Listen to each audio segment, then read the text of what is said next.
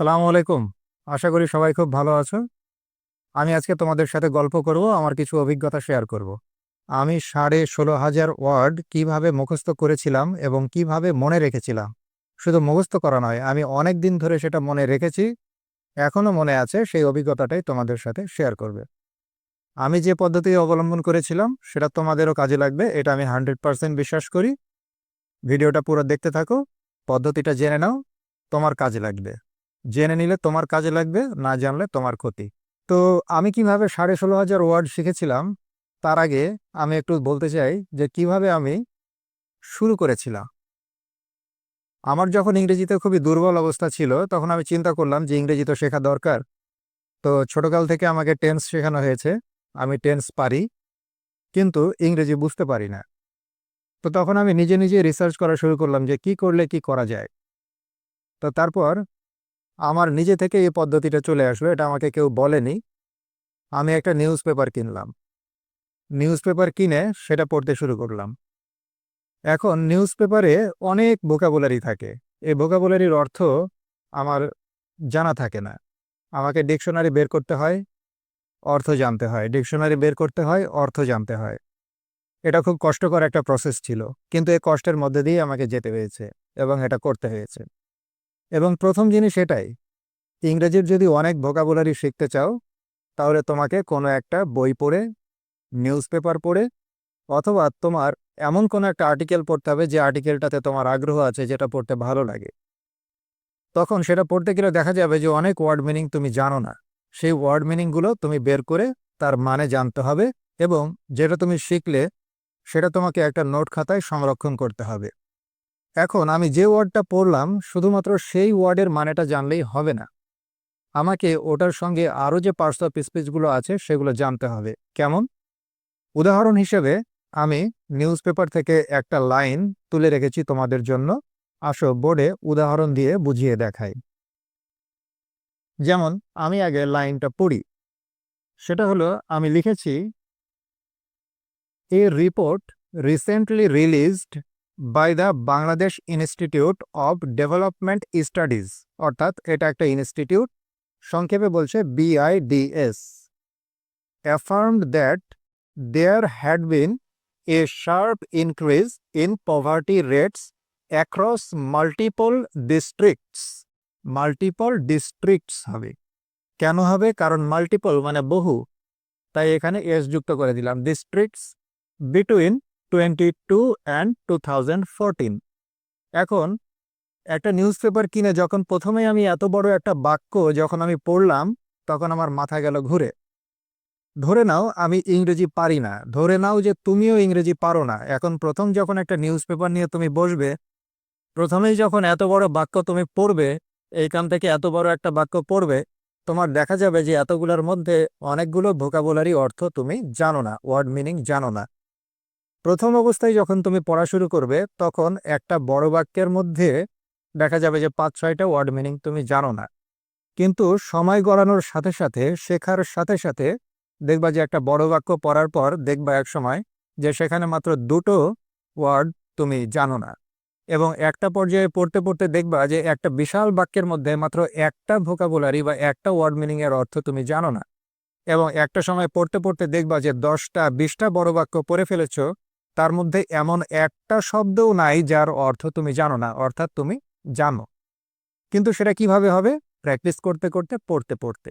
উদাহরণ হিসেবে, আমি এটার অর্থ এখন করলাম না, আমি ধরে নিচ্ছি যে আমি ইংরেজি জানি না। তো এখানে হলো কি, যে এই যে ধরে নিচ্ছি আমি, এই রিপোর্ট এইটার মানেটা আমি জানি না, রিসেন্টলি এইটার মানে জানি না, আর ডেভেলপমেন্ট এইটার মানেটা আমি জানি না। এখন তাহলে আমার করণীয় কি?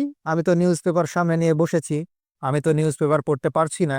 তাহলে আমার প্রথম কাজ হবে এই রিপোর্ট শব্দটাকে ডিকশনারিতে খুঁজে বের করা। আমি যখন রিপোর্ট শব্দটা ডিকশনারিতে খুঁজে বের করতাম সে 2012 সালে, তখন স্মার্টফোনের এত অ্যাভেলেবেল ছিল না, আমার কাছে তখন স্মার্টফোন ছিল না। আমাকে কাগজের ডিকশনারি বের করেই খুঁজে খুঁজে খাতায় লিখতে হতো। কিন্তু এখন তো তোমাদের হাতে হাতে স্মার্টফোন আছে, তাই না? তোমাদের কাছে ডিকশনারি আছে, টাইপ করলেই একটা শব্দ খুব সহজে বের হয়ে যায়। গুগলে সার্চ দিলে অর্থ বলে দেয়। তো তোমরা কি করবে, তোমরা এটা খুব ভালো ডিকশনারি তোমাদের ফোনে ইনস্টল করে এই রিপোর্ট শব্দটা বের করবে। রিপোর্ট শব্দটা বের করলে দেখবে এই যে রিপোর্ট শব্দটা আমি এখানে লিখে রেখেছি, এই রিপোর্ট শব্দটা শুধু একই রকম অর্থ প্রকাশ করে তা নয়। যেমন রিপোর্ট এটা নাউন হিসেবেও কাজ করে, ভার্ব হিসেবেও কাজ করে, অ্যাডজেক্টিভ হিসেবেও কাজ করে, অ্যাডভার্ব হিসেবেও কাজ করে, সামান্য একটু পরিবর্তন করে বাক্যের মধ্যে তার জায়গা পরিবর্তন করে। কিভাবে সেটা একটু বুঝি। রিপোর্ট যখন নাউন অর্থ প্রকাশ করে তখন তার অর্থ হলো প্রতিবেদন। রিপোর্ট যখন ভার্ব অর্থ প্রকাশ করে অর্থাৎ ক্রিয়া, তখন সেটা হয় প্রতিবেদন করা। ইংরেজিতে কিন্তু বাক্যটা একটাই, কিন্তু বাংলাতে কিন্তু দুই রকম। একবার বলছে শুধু প্রতিবেদন, আর একবার বলছে প্রতিবেদন করা। এখন তুমি কখন বুঝবে যে এটা নাউন, আর কখন বুঝবে তুমি এটা ভার্ব, আর কখন বুঝবে যে এটা অ্যাডজেক্টিভ, আর কখন বুঝবে এটা অ্যাডভার্ব? এটা বোঝার বেশ কয়েকটা উপায় আছে। তার মধ্যে প্রথম যেটা হলো, আমি উদাহরণ লিখেছি নাউন হিসাবে। সেটা কি? যেমন একটা বাক্য বলছে this report is not correct, অর্থাৎ এই রিপোর্ট সঠিক নয়, বা এই প্রতিবেদন সঠিক নয়। এখন দেখো এটা যে নাউন, এটা কিভাবে বুঝবো? সাধারণত নাউন সাবজেক্টের জায়গাতে অথবা অবজেক্টের জায়গাতে বসে। তো এইখানে দেখো যে ইজ, এইটা কি? এইটাই এখানে মেইন ভার্ব, এইটা এখানে ভার্ব। তো ভার্বের জায়গাতে ভার্ব তুমি নিশ্চয়ই চিনো, অ্যাম, ইজ, আর, ওয়াজ, ওয়ার, এগুলো অক্সিলারি ভার্ব হিসেবেও বসে। আর যখন মেন ভার্ব থাকে না, শুধু ওইটাই থাকে, তখন ওইটাই হয় মেন ভার্ব, অক্সিলারি ভার্বটাই মেন ভার্ব হিসেবে কাজ করে। তা আমি তো এখানে ভার্ব পেয়ে গেছি। এখন আমরা জানি যে ভার্বের আগে থাকে সাবজেক্ট, পরে থাকে অবজেক্ট। তাহলে যেহেতু ভার্বের আগে বসেছে, তাহলে এই যে পজিশনটা, এই পজিশনটা বলে দিচ্ছে যে রিপোর্ট এখানে নাউন। একটা বোঝা গেল। এখন যদি তোমার জানা থাকে অর্থ, রিপোর্ট মানে হচ্ছে প্রতিবেদন, বাংলা অর্থটা যখন তুমি জানবে যে শুধু প্রতিবেদন, তার মানে হচ্ছে এটা নাউন। যদি ভার্ব হয়, তাহলে দেখো একটা উদাহরণ লিখেছি যে an honest employee reports everything to his boss. একজন সততাবান কর্মচারী সব কিছুই জানায়। রিপোর্ট মানে এখানে প্রতিবেদন করা, মানে হচ্ছে জানানো।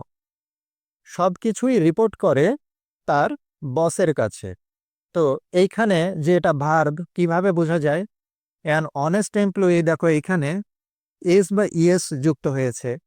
তা আমরা কি জানি, ভার্বের সাথেই তো এস বা ইএস যুক্ত হয়, অন্য কিছুর সাথে তো হয় না।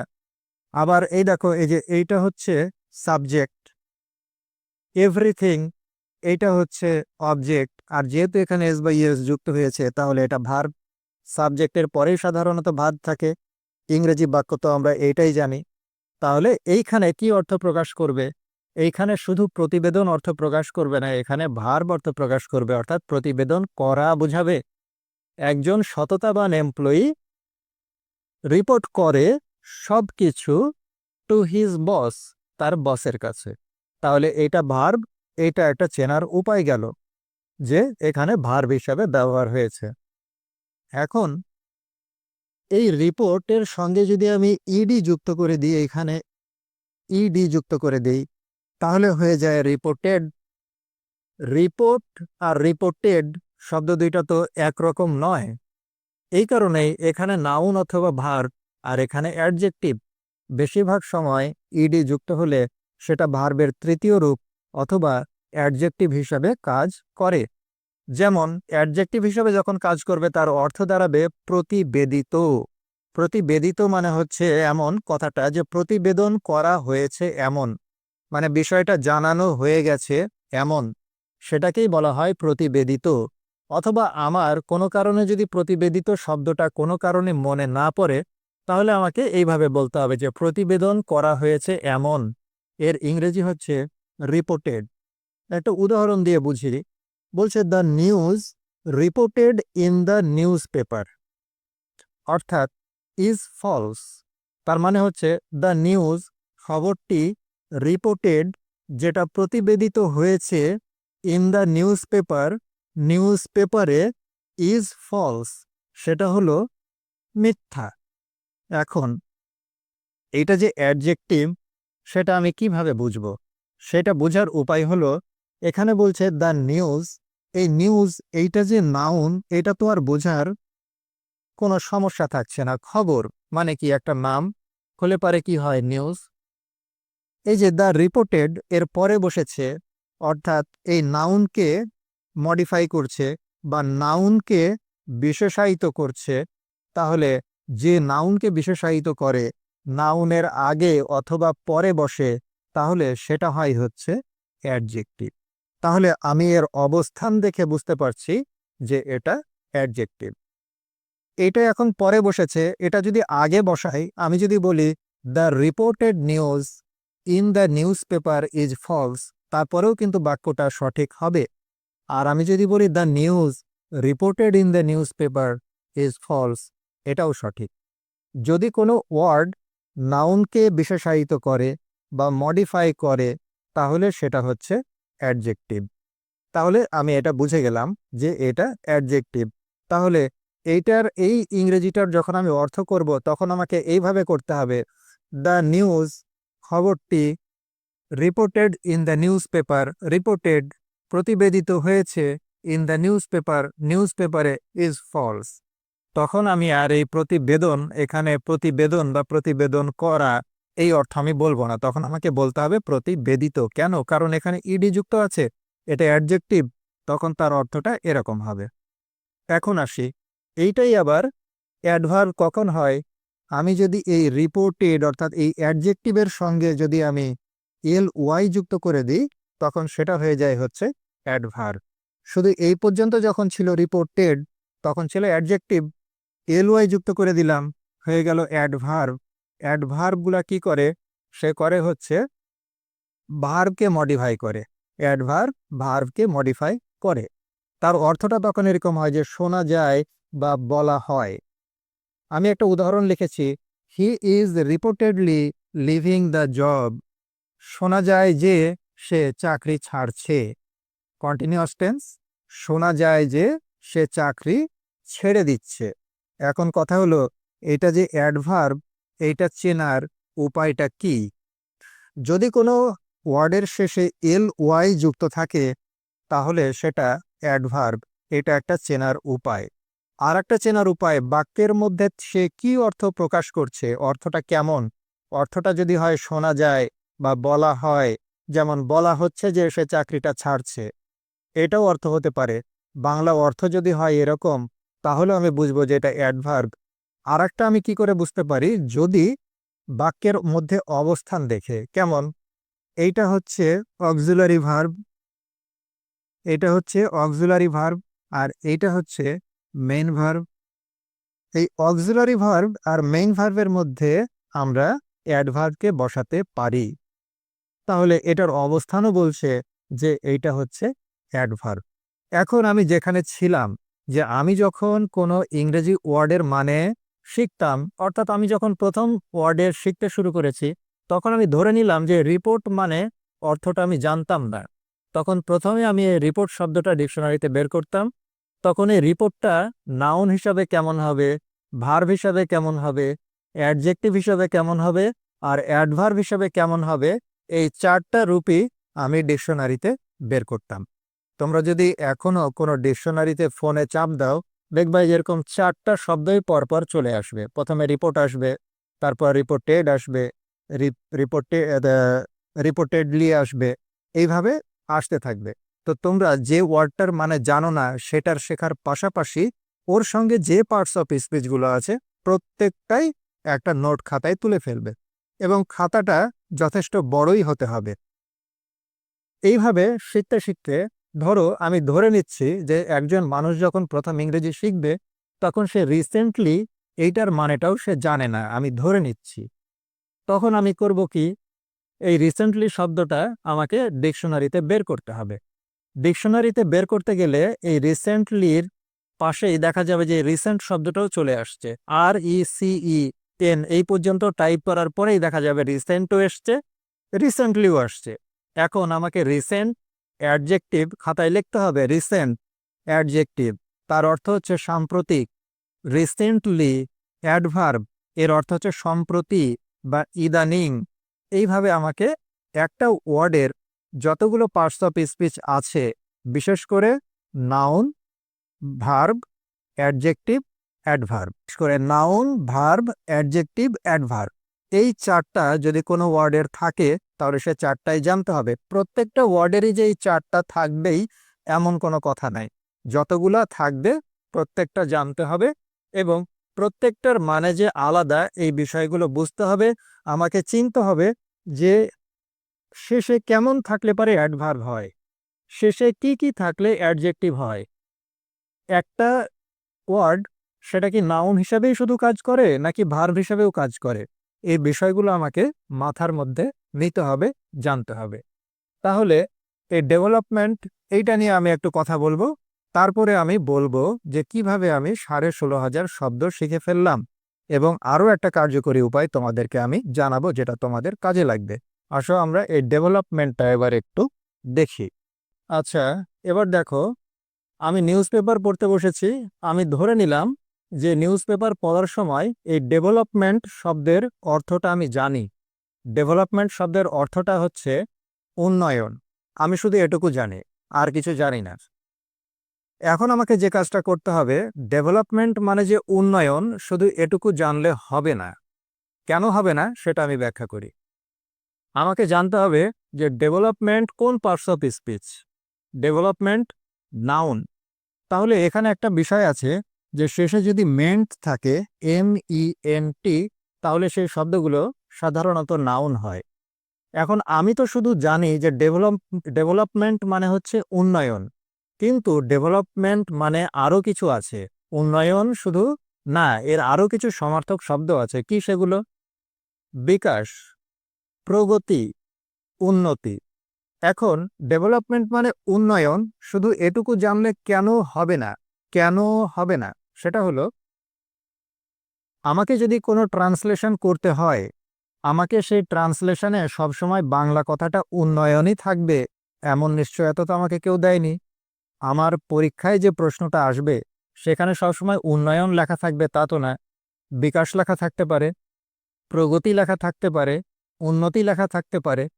তো এই জন্য আমাকে বাংলাতেও আমাকে সমার্থক শব্দগুলো জানতে হবে।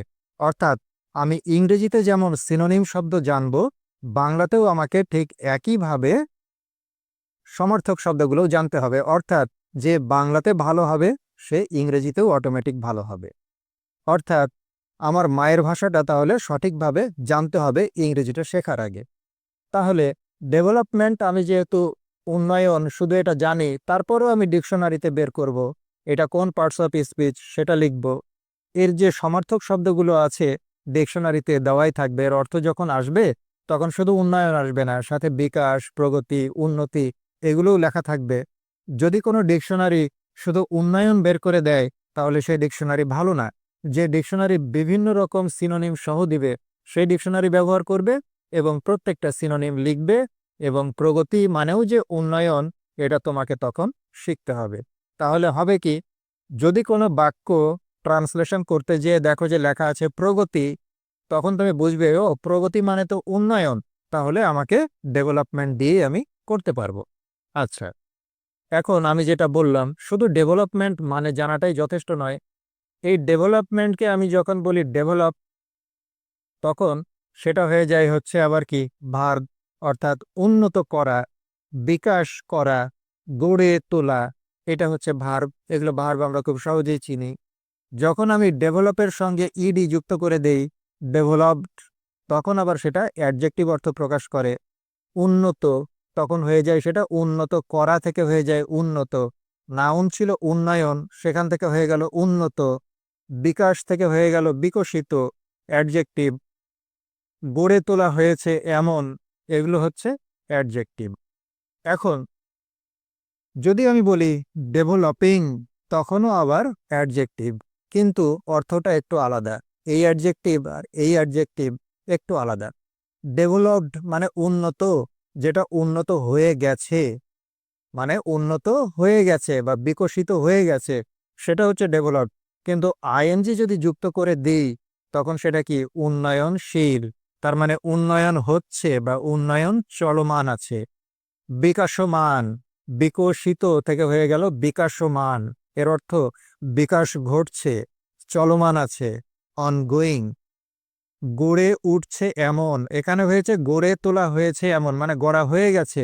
আর যখন আইএনজি যুক্ত করব তখন হচ্ছে গড়ে উঠছে এমন, অর্থাৎ গড়ে ওঠার কাজটা চলছে। এই জন্য আইএনজি যুক্ত করলে আবার সেই রকম অ্যাডজেক্টিভ হয়। এখন এটা আইএনজি যুক্ত করা এটা ভার্ব হলো নাকি অ্যাডজেক্টিভ হলো, এটা আমি কিভাবে বুঝবো? ওই যে আগে যে পদ্ধতিটা শিখালাম, যদি নাউনকে যদি মডিফাই করে তাহলে অ্যাডজেক্টিভ হবে।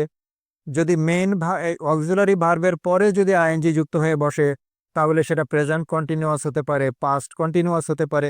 অর্থাৎ বাক্যে তার অবস্থান দেখে আমাকে বুঝতে হবে যে এইটা আমার V3 হলো, নাকি এটা আইএনজি যুক্ত করা ভার্ব হলো, নাকি এটা অ্যাডজেক্টিভ হলো। বাক্যে তার অবস্থান দেখে আমাকে বুঝতে হবে। তো এখন আমার যেটা মেইন কথা ছিল যে আমি যে শব্দগুলোর অর্থ জানি না সেগুলো তো আমি ডিকশনারি থেকে বের করে আমি লিখবই, বিভিন্ন পার্টস অফ স্পিচ সহ লিখব। যদি সম্ভব হয় সেটা আমি বাক্যে ব্যবহার করে শিখব।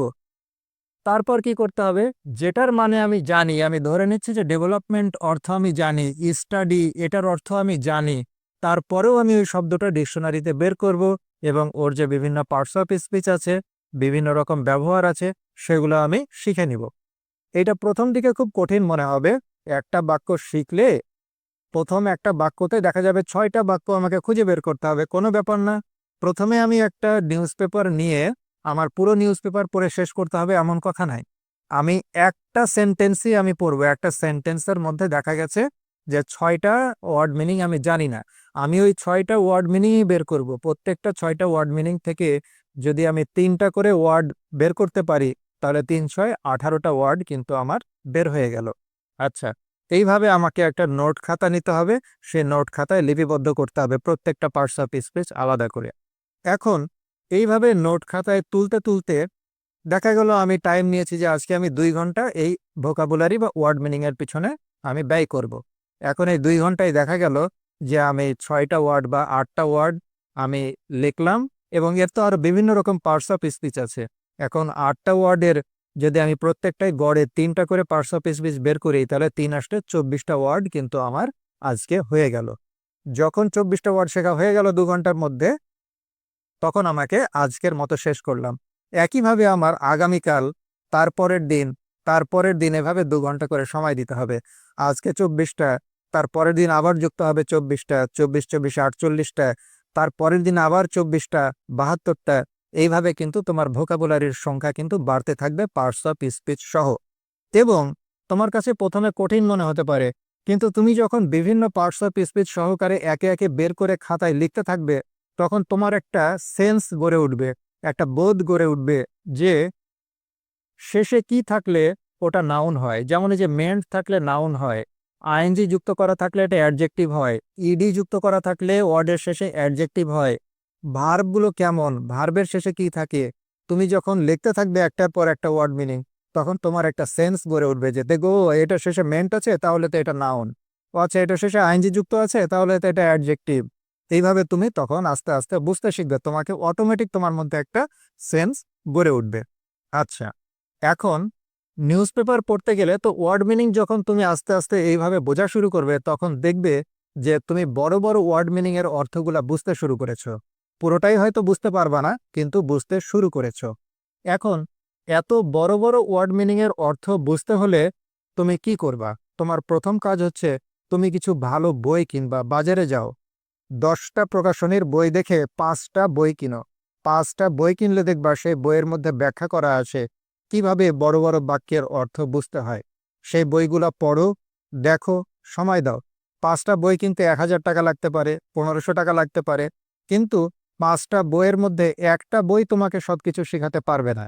যখন তুমি 5টা বই প্রথম থেকে শেষ পর্যন্ত পড়ে শেষ করবে তখন দেখবে যে 5টা বই থেকে তোমার মধ্যে একটা সেন্স গড়ে উঠেছে, যেটা ইংরেজিতে তোমাকে ভালো করতে গড়ে তুলতে সাহায্য করবে।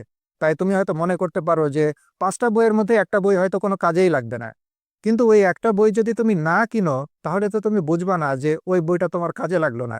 ওটা তুমি কেনার পরেই বুঝতে পারলে যে কাজে লাগলো না, কখনো মনে করা যাবে না এই বইটা তো কোনো কাজেই লাগলো না, এটা কিনে আমার খামাখা টাকা নষ্ট হলো, এরকম না। 10টা বই কিনলে 3টা বই অনর্থক হতে পারে, কিন্তু ওই যে 7টা বই তোমার যে কাজে দিবে, এটা তো তোমার সারা জীবনের জন্য কাজে দিবে। ওই 3টা যদি তুমি না কিনতা, তাহলে তো তুমি বুঝতে না যে এই 7টা আমার কাজে দিবে আর এই 3টা কাজে দিবে না। বোঝা গেছে বিষয়টা? তাইলে বই কিনলা, যদি তুমি বই কিনতে না পারো তাহলে তুমি কি করবে? বই কিনতে না পারলে পারে যে কোনো একটা ইউটিউব চ্যানেল বেছে নাও, যে কোনো একটা যারা ভালো শেখায় এরকম একটা চ্যানেলের যতগুলো ভিডিও আছে সিরিজ আকারে দেখতে থাকো। তাহলে তুমি এখানে তাহলে বই ছাড়াই তাহলে তুমি সেটা পারবা। কিন্তু ভিডিও দেখাটা সবসময় কার্যকর নয়, বই পড়াটা হচ্ছে কার্যকর। আর হয়তো অবসর সময় আছে, কোনো জিনিস বইয়ে খুঁজে পাচ্ছ না, তখন তুমি কোনো একটা যার ভিডিও দেখতে ভালো লাগে এরকম একটা ভিডিওতে চলে আসলা, অবসর সময়টা ভিডিওটা দেখে কাটালা, ইংরেজি শিখলে, তাহলে সেই ভিডিও সেই ক্ষেত্রে কার্যকর হয়। কিন্তু প্রথমে বই কেনাটাই হচ্ছে বেটার, পাশাপাশি ভিডিও দেখাটা হচ্ছে সেকেন্ড বেটার। আচ্ছা, তো এইটা গেল। এখন আমার চ্যানেলে আমি কিছু কিছু ভিডিও তৈরি করছি যে বড় বাক্যের অর্থ কিভাবে বুঝতে হয়, তুমি সেগুলো দেখতে পারো। দেখলে পরে দেখা যাবে যে আমি যদি 30 মিনিটের একটা ভিডিও বানাই, 30 মিনিটের 30 মিনিট আমি যা বলবো সবই তোমার কাজে লাগবে তা না, কিন্তু 30 মিনিটের মধ্যে 5 মিনিট হয়তো আমি এমন একটা কথা বলবো যে জিনিসটা তুমি জানো না, যেটা তোমার শেখা হবে, যেটা তোমার বোঝা হবে। যে 5 মিনিটের জন্য, শেখার জন্য, বোঝার জন্য এমন কিছু জানো না, ওই 5 মিনিট দেখলে ওই 30 মিনিটের চাইতে বেশি কাজে দিবে। 30 মিনিটের 30 মিনিটই কখনো কাজে দিবে না, মধ্যে মধ্যে কিছু কিছু কথা তোমার এমন কাজে দিবে যে তোমার জীবনটা গড়ে দিবে। তো এই হচ্ছে বিষয়। এখন তাহলে আমরা বুঝলাম যে কিভাবে ভোকাবুলারি গুলো আমাকে শিখতে হবে। আচ্ছা, এখন এখানে আমি দেখো লিখেছি যে 70% আর 30%। এইটা কি? আমি তো এখন প্রতিদিন আমার কাছে 24টা করে ওয়ার্ড জমা হচ্ছে, একদিন 24টা, একদিন 30টা, তৃতীয় দিন যে 90টা, চতুর্থ দিন যে 120টা, তারপরের দিন 150টা, এইভাবে তো আমার বাড়তে আছে, খাতা তো আস্তে আস্তে জমতে আছে। এখন আজকে আমি যে ওয়ার্ড মিনিংগুলো শিখলাম সেগুলো আমি আর কালকে পড়লাম না তা কিন্তু হবে না। এখানে 70% আর 30% লেখার অর্থ হলো আমি যে নতুন যে পড়া আমি শিখবো, অর্থাৎ যে ওয়ার্ড মিনিং আমি জানি না, নতুন যেগুলো আমাকে শিখতে হবে, সেটার পিছনে আমি 30% সময় ব্যয় করব। আর পুরাতন যেগুলো আমি প্র্যাকটিস করেছি বা গতদিন শিখেছি, সেটার পিছনে আমি 70% সময় ব্যয় করব। অর্থাৎ আমার যদি সারাদিনে 2 ঘন্টা ইংরেজি ভোকাবুলারির পিছনে সময় দেওয়ার কথা থাকে, তাহলে আমাকে মোটামুটি ভাগ করে নিতে হবে যে 1.5 ঘন্টা আমি রিভিশন দিব। অর্থাৎ এর আগে আমার যে ভোকাবুলারিগুলো খাতাতে জমা হয়েছে, আমি 1.5 ঘন্টা শুধু ওই পিছনের গুলো আমি রিভিশন দিব আর পড়ব। আর আধা ঘন্টা আমি নতুন ওয়ার্ড মিনিং খুঁজে বের করব। তোমার সময় যদি আরো বেশি হয়, তুমি যদি ওয়ার্ড মিনিং এর পিছনে দিনে 3 ঘন্টা সময় ব্যয় করতে চাও, তাহলে তোমাকে করতে হবে 2 ঘন্টার সময় তুমি পুরাতনগুলা রিভিশন দিবে, আর 1 ঘন্টা সময় ধরে তুমি নতুন ওয়ার্ড খুঁজে বের করবে এবং খাতায় লিপিবদ্ধ করবে। তুমি যদি শুধু প্রতিদিন নতুনগুলো লেখো আর খাতা ভর্তি করো, যদি রিভিশনের পিছনে অধিকাংশ সময় 50%-এর উপরে সময় রিভিশনে ব্যয় না করো, তাহলে কখনোই তুমি ওয়ার্ড মিনিং মনে রাখতে পারবে না। আমি 2012 সালে থেকে শুরু করে 13 সাল পুরোটাই এবং 14 সালের অর্ধেক পর্যন্ত, অর্থাৎ প্রায় 1.5 বছর আমি ওয়ার্ড মিনিং শিখেছিলাম, ইংরেজি পড়েছিলাম এবং ভোকাবুলারি নিয়মিত পড়তাম, ইংরেজির পিছনে সময় দিতাম, অনেক সময় দিতাম। আমি প্রায় 4 ঘন্টা সময় দিতাম, গড়ে প্রতিদিন 4 ঘন্টা সময় ইংরেজির পেছনেই দিতাম। তখন কি হতো, এরকম করে ওয়ার্ড মিনিং জমাতে জমাতে আমার একটা খাতাতে প্রায় 1500 ওয়ার্ড জমা হতো। একটা খাতাতে 1500 ওয়ার্ড জমা হতো। আমার মনে আছে প্রায় 11টা খাতা আমার টোটালে জমা হয়েছিল। এই এক একটা খাতাতে 1500 করে হলে 11টা খাতাতে এই 16,500 ওয়ার্ড মিনিং আমার ওই সময় মুখস্থ ছিল। এখনো সবগুলা আছে তা না, কিন্তু ওই যে 16,500 ওয়ার্ড মিনিং আমি শিখেছিলাম, তার উপর দিয়ে আমি এখনো চলে যাচ্ছি, আমার ওইটা দিয়েই চলে যাচ্ছে। এবং নিউজ পেপার থেকে পড়ার সবথেকে বড় যে সুবিধাটা হয়েছিল, নিউজ পেপারে এমন সব ওয়ার্ড মিনিং থাকে যেগুলো আমাদের দৈনন্দিন কাজে লাগে। এরপরে আমি কিছু ইংরেজি বই পড়েছিলাম, সেখান থেকে পেয়েছি, যেখানে যেরকম ইংরেজি আর্টিকেল পেয়েছি, ফেসবুক চালানোর সময় ইংরেজি পোস্ট করেছি। আস্তে আস্তে আমি এই ইংরেজির সেন্সগুলো গড়ে তুলেছি। এইভাবে আমার 16,500 ওয়ার্ড মিনিং আমার মুখস্থ হয়েছিল। তাহলে তোমাকে প্রথমে কি করতে হবে? প্রথমে একটা নিউজ পেপার কিনতে হবে, তারপর খাতা কলম নিয়ে যেগুলো জানো ওয়ার্ড মিনিং বা জানো না, প্রথমে যেটা জানো না সেগুলো লিখতে হবে, যেটা জানো সেটাও তার অন্যান্য পার্টস অফ স্পিচ জানার জন্য তোমাকে সেগুলো ওয়ার্ড মিনিংগুলো লিপিবদ্ধ করতে হবে।